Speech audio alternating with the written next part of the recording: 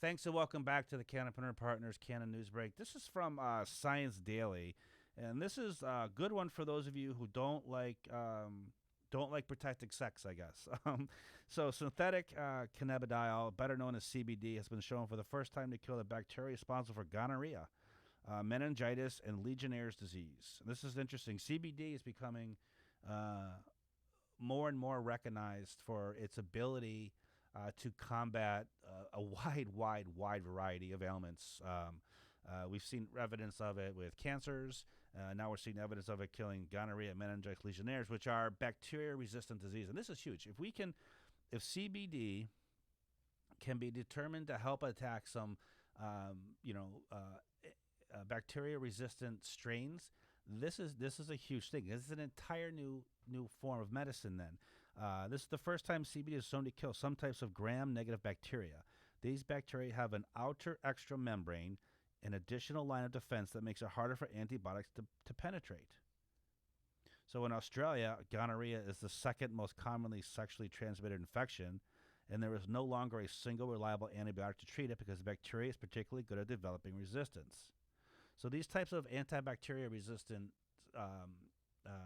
bacteria, in gonorrhea, meningitis, and legionnaires disease, they have this extra outer membrane, like an extra layer of defense that typical antibiotics can't penetrate. Also, something with MRSA in operating rooms, they are able to develop a cream with the CBD that helps reduce MRSA infections. So what CBD does is it attacks these cells, and again, like what we've read in the cancer cells, they're not saying CBD is a cure. What they're saying is CBD is sort of like the first wave of the attack on the virus or the bacteria, in that it hits it, it weakens the outer membranes, allowing traditional medicines to come in behind it and finish off the job. It says we think that cannabidiol kills bacteria by busting their outer cell membranes, but we don't know yet exactly how it does it and need to do further research. So that's an important thing, right? You have a whole bacteria-resistant line of things, and if people are looking at things like COVID and some of these other things that spread very, very fast that had limited treatment options, and people were kind of figuring out as it went along, if you're able to develop things like with CBD, which is again an all-natural occurring product in a plant, and then that can be your first wave of the attack on these viruses or these bacteria that can ravage the body.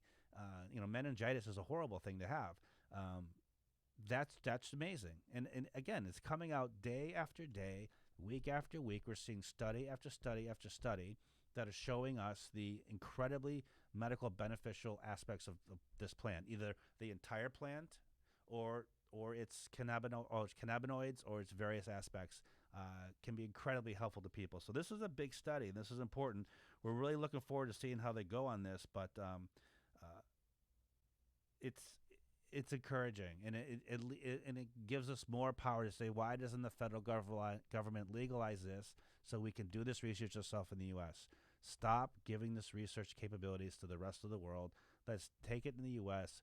We have the best doctors, the best researchers, the best medical facilities in the world, but we're not doing any of this research in the U.S., and that's just a terrible thing. So check back. We're going to keep updates on these studies, and it seems like at least once a week or once every other week we have another study that comes out that just shows what the plant or the CBD can do for us health-wise. And we're not even talking the usual, people take it to relax or to de-stress or things like that. We're talking disease. We're talking bacteria-resistant viruses and things like that. So we're up to next level stuff now. So we'll keep an eye on it for you, and we'll report back when we have something new. Thank you.